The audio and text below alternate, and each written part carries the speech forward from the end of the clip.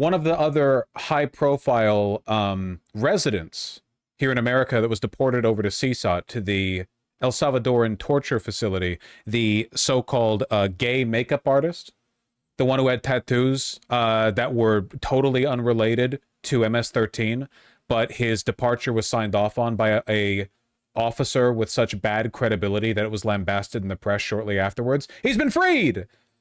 Don't worry, only a finite length of time, not the entirety of his life, spent in a foreign torture dungeon.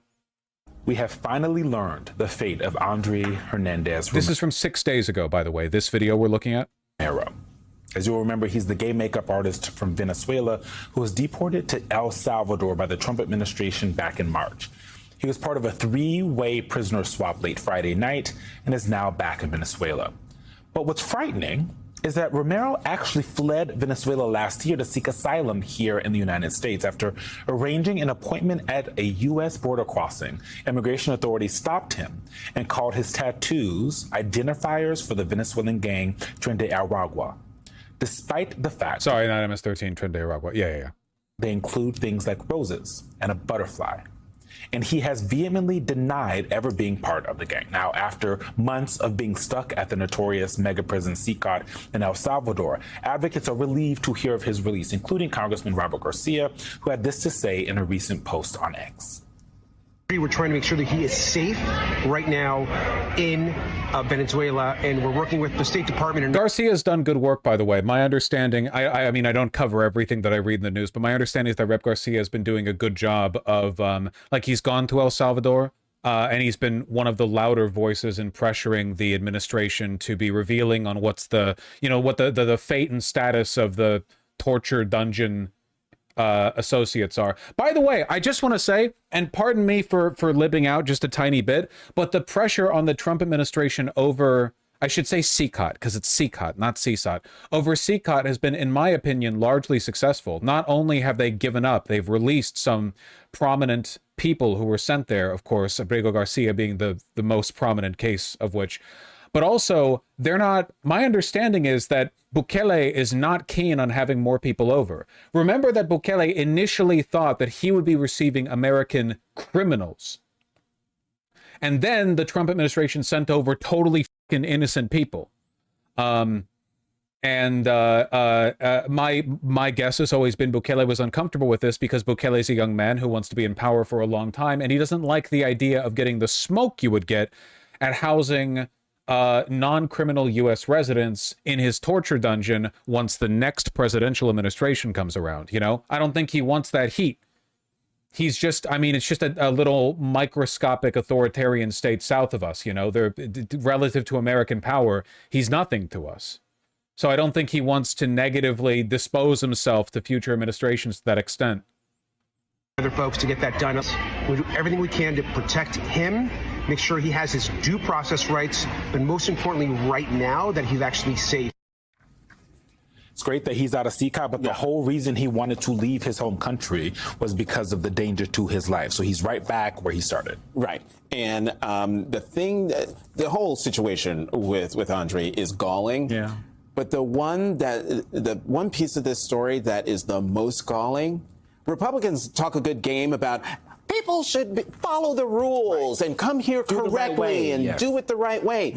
Andre did it the right way, And still, not only, he wasn't deported, he was removed. I think even if people come here illegally, we still shouldn't ship them off to foreign torture dungeons, but that might be me being too woke. I don't even concede to this framing. I think that literally nothing justifies that, that behavior. Okay, Hunter Biden. Dude, Hunter Biden saying he would invade El Salvador to get those people back was so based. What an unbelievable... It wouldn't be necessary because all it would take would be the threat. Snapping your fingers for Bukele to go, okay, and let everyone go. Thank you, Eagle. Thank you for the information. Hunter's so much better than his dad, lol. Well, he would never, like, break with his father on any issue because he's too loyal. Anyway, the aforementioned gay makeup artist, Andre, has detailed his treatment, quote, horrific sexual and physical abuse at cecot, which is, you know, I read portions of it.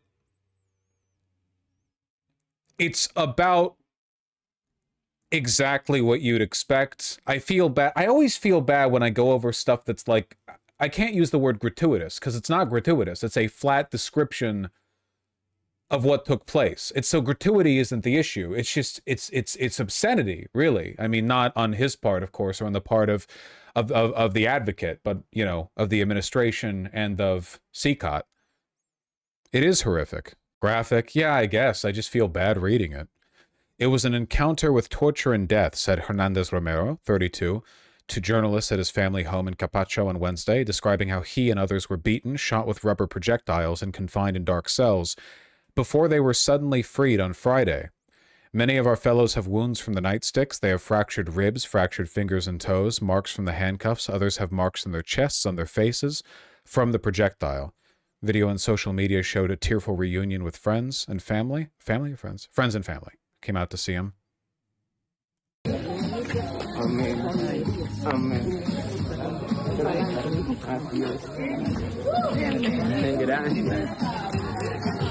Made it out. Man, I hope he and everyone else who was tortured there gets to leverage this into a lifetime of lucrative media appearances. It will never make up for what was done to them, but in like well, I mean, what I really hope is that they're able to do a class action lawsuit. Yeah, misgender, a class action lawsuit against the government. It would, you know, they might even win against the Trump administration. But yeah, just like just an infinite amount of money. Listen, okay, I'm giving you the permission slip. Add to our national debt, please. It's already pretty bad. It's already bad, you know. It's like pissing on the floor of a train station bathroom, you know, like you're contributing to a problem, but you were not the one who initiated it. In a televised interview aired on Venezuelan state media Monday, Hernandez Romero alleged sexual abuse by guards. In my particular case, I was sexually abused by the same Salvadoran authorities who guarded us 24 hours a day, 7 days a week. We believed we would never see our families again. Romero elaborated on the treatment in a video interview produced by the Nicolas Maduro-aligned program Con Maduro. I poured some water on myself and they caught me. They took me to solitary confinement and abused me. I was forced to perform oral sex on an officer. Wow, what a shock. The violently homophobic prison guards are themselves flaming homos. 3 officers grabbed the batons and passed them over my private parts, and for me, that was just too devastating. It was my integrity as a human being, as a person of the LGBTQ community that brought me to my lowest point. The Venezuelan Attorney General has said his office will investigate Salvadoran President Nayib Bukele over the reported torture of Venezuelan nationals, Reuters reported. The U.S. Department of Homeland Security dismissed the abuse claims Tuesday, calling the deported men, quote, criminal illegal gang members, according to the news agency. Tremendous surprise. New Nuremberg trials, man. I'm telling you guys. Stuff like this is not going to ingratiate El Salvador to the rest of the Latin American community. I know that Venezuela was already positioned against American empire for obvious reasons, but Venezuela is not the only country full of people who are angry with what America's doing. You know, it's not as though it's only Venezuelans who are getting mistreated. They were just the easiest target because they're the, you know, the pariah in Latin America. At least to us. It also legitimizes the Venezuelan regime quite a bit. Like, he fled Venezuela to seek asylum because he feared persecution about his sexual orientation. Now he's giving interviews on Venezuelan state media. Like, yeah. And the Venezuelan government would be stupid not to. Now that El Salvador is like a obvious pawn of, you know, American white supremacy, you know, they've allied themselves very clearly. It's a huge win for Maduro. Venezuela's not exactly good, though. No, they're not. But man, America sure is making their case for them, huh? Like, I don't like the Venezuelan government at all. They're really bad. But, you know, credit to the Trump administration, I guess, for being so awful that they're giving Venezuela good PR.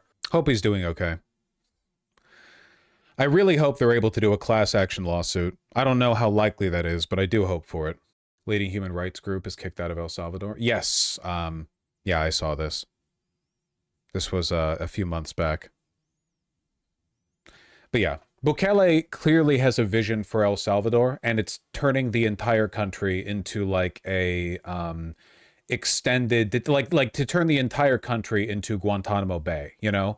And an extant, like off U.S. soil, zone where the government can get away with doing whatever it wants. A convenient puppet, an offsite, a resort for the United States, you know, for Homeland Security, for any of our white supremacist policies, our agenda. Every dollar from us to them means a lot more to them than it does to us. So I hope the next Dem is petty to El Salvador. I hope the next Democrat, the next anyone is openly malicious. That's what I want, okay? I want the next... Listen, okay? If they're so intent on being a puppet of U.S. power, okay. To what ends then, you know? Maybe we find some other use for that country.